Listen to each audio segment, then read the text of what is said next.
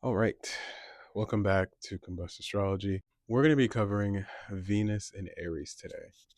And honestly, I think I want to attach this onto this maybe. I don't want to put this. Hopefully that doesn't make too much of a static feedback noise. But let's talk about Venus in Aries. My ADHD is coming through. Oh yeah, so it doesn't, yeah. Okay, here we go. I'm getting in the rhythm. So Venus in Aries is definitely, it's a placement to have. It is. Venus is our values. It's the way that you want to see life. It's the way that you're connecting with other people. It's what you want in a relationship. It's money. It's even cars. If you do enough of a deep dive into that, just on experience from what I've seen. I would say it's to be very direct and to constantly find indirect people. It's to chase when sometimes you want to be chased and not actually knowing what to choose. It is a hard Venus to me to have, but I love them because there are people that will actually go through and make sure everyone else is okay until they get hurt enough, and then they become very selfish, understandably. You know, if you've been having a really hard time and all you've been doing is going after something and all you get is people that are not truly fully going after you, it's understandable to start to decide that maybe I should just be the center. And this is, of course, implying, the other placements in your chart. Maybe you have Venus trying the sun. That doesn't apply to you. You were thinking about yourself from the start. um, you know, maybe you have Saturn squaring that Venus. That's pretty tough. So the whole point of this series and the future series is to actually go through everything over the course of my life. Don't know how long this will take. So starting off with Aries, it's an amazing example of polarity. You have the planet of love and values and the sign of drive. Um, and when I say this, I do want to preface, I'm someone that accepts everyone. I feel like with my videos, you might see that I have so many different groups of people. I do readings. Like I feel like you couldn't be an astrologer and have a side, because how do you consider everybody? So when I speak about things, I speak about them from a mental perspective. It's not just you have to be this way. So when I say that, um, the idea of masculinity, the Aries concept, to be in the feminine sign is to be flipped. It's to be an opposite. You constantly want to go after what you want in life, but you get told almost in a way to slow down. That is like what Venus and Aries, I look at them and I'm like, that's hard. That's really hard for them. I've never not met a Venus and Aries person that was so driven to a point where they almost self-destroy themselves. They almost self-implode because the evening star or the morning star wants to be relaxed. It wants to be calm. It wants to sit down. It wants to just stay very to itself, docile. But then Venus in Aries is like, I'm right here. I need to be in your face. And it really wants to get what it wants. I think that makes sense now. So let's go into it. Venus in the house that you have it will express that drive and ambition very much in that house. When I look at some placements, I see them have a stronger or weaker effect based on the planet that they're in. So Venus in Aries is a strong placement to me because now you tie in the source of vitality, Aries, with human desire, Venus. You're flipping them. You get the idea of duality. And in a woman versus a man, this plays out. In friendships, relationships, business partnerships, this plays out differently. So let's start with friendships. That's simple. A Venus and Aries person is a good friend. They're a very blunt friend. um, Sometimes maybe even mean, because they're your friend. They're not romantically intertwined with you. So the Venus and Aries here, if you look at your chart and you have a Mars placement that would square, trine, conjunct, oppose, that's a relationship now. I'm recovering from something, sorry. If you see a 0 to 9, 10 to 20, 21, and so forth, that Venus in Aries is going through cycles of understanding itself. In the first 0 through 9 degrees, you have your decants, right? But I blend that with saying that is a true Venus in Aries that will decide how life has to be on its own terms. And when I see those early degrees of Venus, not hindered by an outer aspect, not retrograded, I think that Venus in Aries doesn't really need to be told. It already knows. And in friendship, that's a loyal friend. Same thing with Moon in Aries. Good people. They will be good long-term friendships. Um, I like to see a Venus in Aries mixed with some Capricorn and some Virgo. Amazing. That is a solid person. Now, when you look at this and now you divide that down to in the masculine versus feminine, and I don't have enough expertise to do both, right? And I don't want to leave that demographic of people out, but I just don't know. I don't have enough charts read for both, unfortunately. I've been open to it, but I haven't been able to find people for that. So if you are someone that is both and you have that placement, I'd love to give you a reading. But in women in friendship, they are honestly, and this is going to sound insane, but they're like so independent, it will make a codependent person uncomfortable. A Venus, a Venus and Aries woman that is just your friend does not need you to go on their activities. They are going to get up and do it. They have, oh my gosh. And then if they have like Aquarius in their chart, good luck. Even in a relationship, good luck. They don't need you. They are a balance. If the rest of their chart also supports that, sometimes I like to call this like a planet that is the hero, and then you have the supporting rallying planets.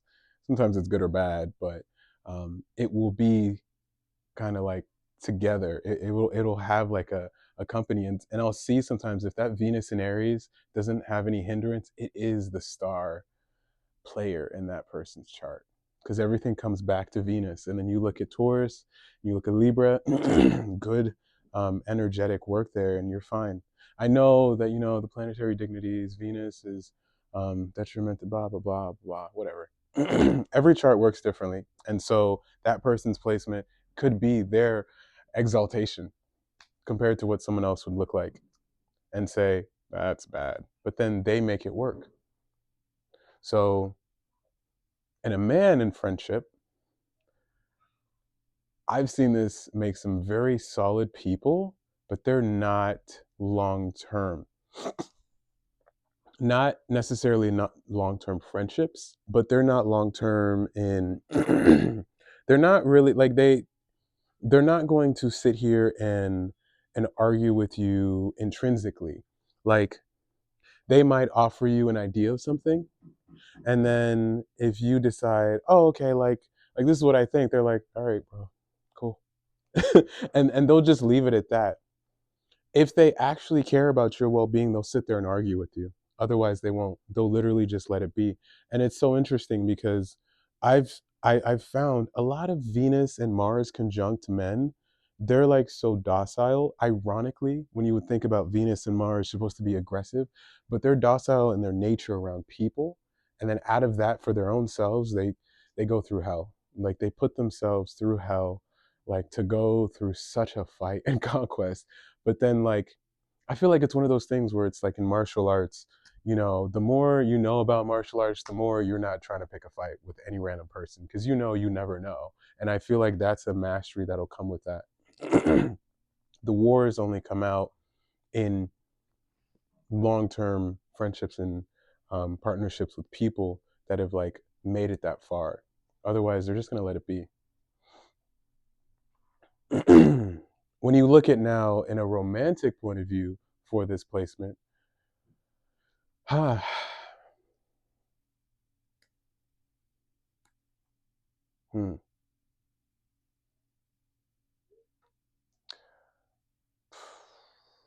in my own personal experience, and then in the experience of reading charts and looking at what other people have, I have got to say the love bombing there is next level. Like there are some Venuses that can definitely love bomb, and I really feel like Venus in Aquarius, Venus in Aries. I think maybe not Venus in Leo. I'll think of the other ones as they come, but the Venus in Aries can definitely love bomb.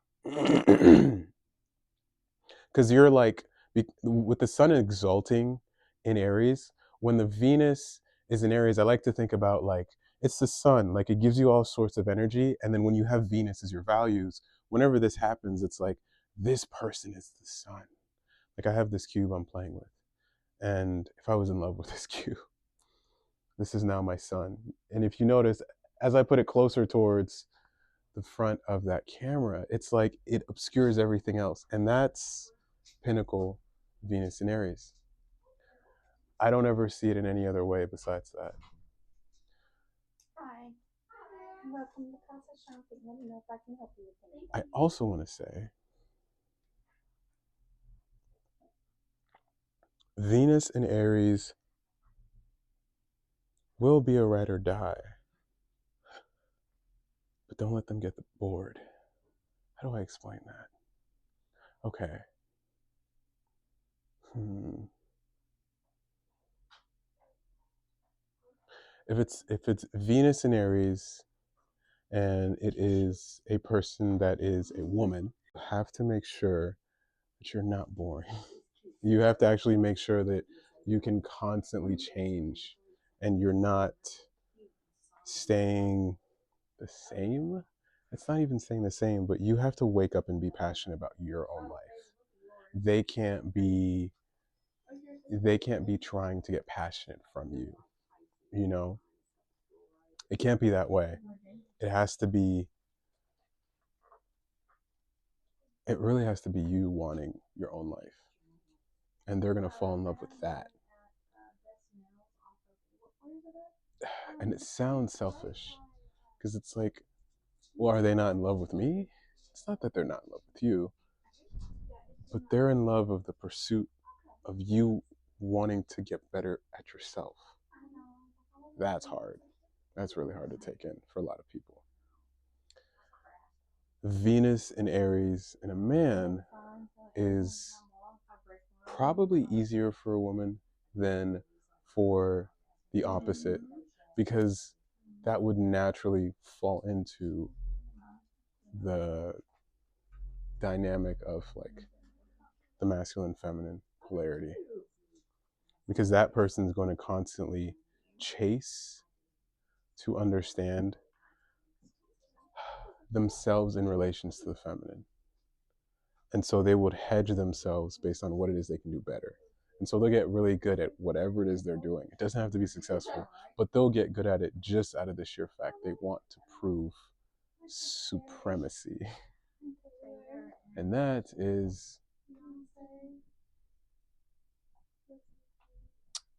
pretty deep. Okay. So considering we've looked at the friendship and the romantic point of view, what about miscellaneous stuff like business? I think I like that in business. It's definitely You don't have to patrol a Venus in Aries. You know, I feel like a Venus in Aries. When I'm trying to think of all the charts I've seen it. They are like unintentionally smart, and it's unintentional because they like you just got to tell them they can't. Like you just got to tell them they can't. Um, I used to watch a lot of podcasts, a lot of YouTube, um, 4 to 6 hours maybe in a day, doing stuff on my computer. And I listen to podcasts, watch them, look up the person speaking, and in men and women, when I see that Venus stellium, there's something about like biotech and a drive towards neuroscience.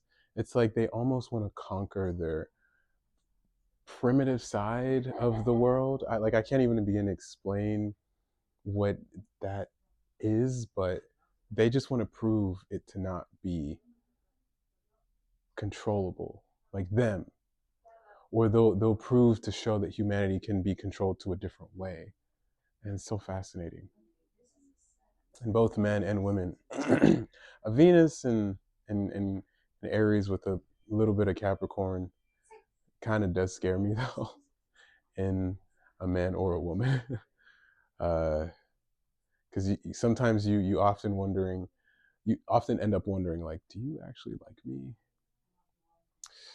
But hey, every energy and placement expresses itself a specific way, so I don't really try to judge when I see it. Let's look at miscellaneous stuff. We could do astrocartography. Venus and Aries. That's a lot. That's, you know what? I'm actually going to leave out astrocartography because in this current moment, today is the today's the 9th of March, 2025. I can say that my expertise is more in psychological astrology and synastry astrology. Like I could look at a composite Venus and Aries and say that's a fun relationship. It's a fun friendship.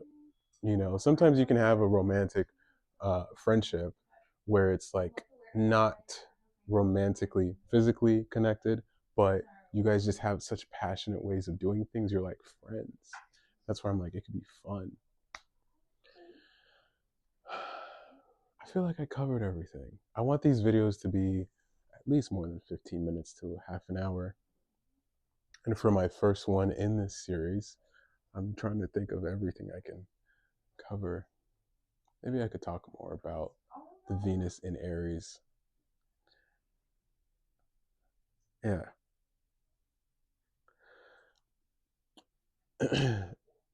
When you look at all of the planets and, well, the inner planets, and you look at the progression of the charts, every single planet to me tells me a story. When I look at astrology, 30, 60, 90, 369 comes to my immediate view because in the progress chart, if you make it to 90, you actually get to do it. But 0 through 90 is 3 different signs, unless you have Venus retrograding in that chart. But all of the placements kind of do that. So, so yeah, looking at those progressions, we started Aries, we go through Taurus, and then we end up in Gemini. And if Venus actually gets the ability to do that in a progress chart where each degree is a year of life, you have 29 years. Unless you start in the middle of Venus, you should most likely end up with a Venus in Gemini towards your death. And that would be the first quarter of the zodiac that would teach you self-expression of your own personality. Aries, self, I am. Taurus, I'm pretty sure that's, I feel, or I have, no, I feel it'll probably be Cancer, but it would be Venusian. It'd be actually what you like. And then I think probably for Gemini, and that would be communication. So you learn to not make yourself the center, Venus and Aries, and then you eventually learn to actually enjoy things and take it slow. That's for all Aries people. Middle of the life crisis, around that time, most of your signs will progress to Taurus and you'll be like, I should be taking it slower. And then finally, air, Gemini, not only should I take it slower, but I don't have to be attached because Aries has such a willpower that it wants to never let things go because it feels like it loses if it doesn't keep it. And in an Aries Venus, it's like, I want to love this, and then I want to love that, and then I want to love this, but then I want all three of those things that I love to still kind of love me back.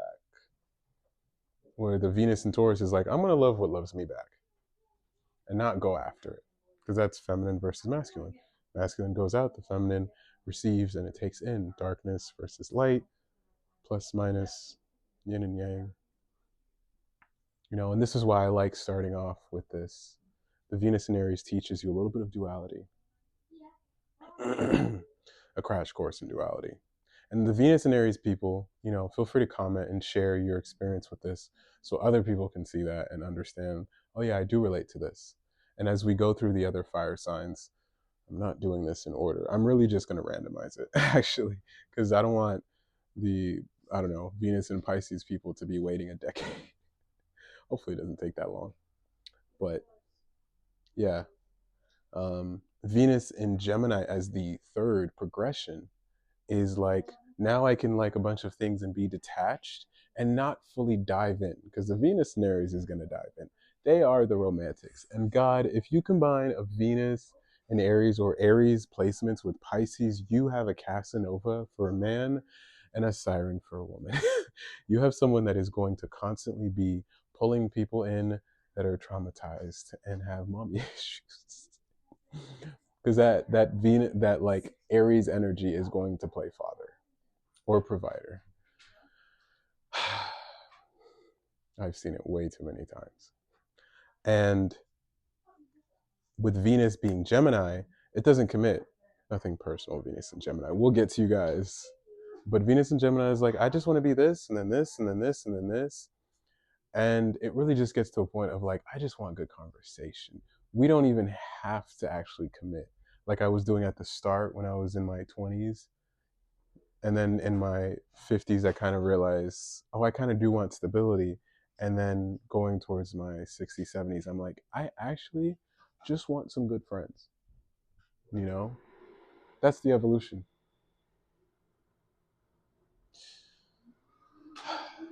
I think I've covered a good amount. Yeah, I think I have. There will be iterations of covering this. Um, right now, under Pluto and Aquarius, I have 22 years if I live that long. And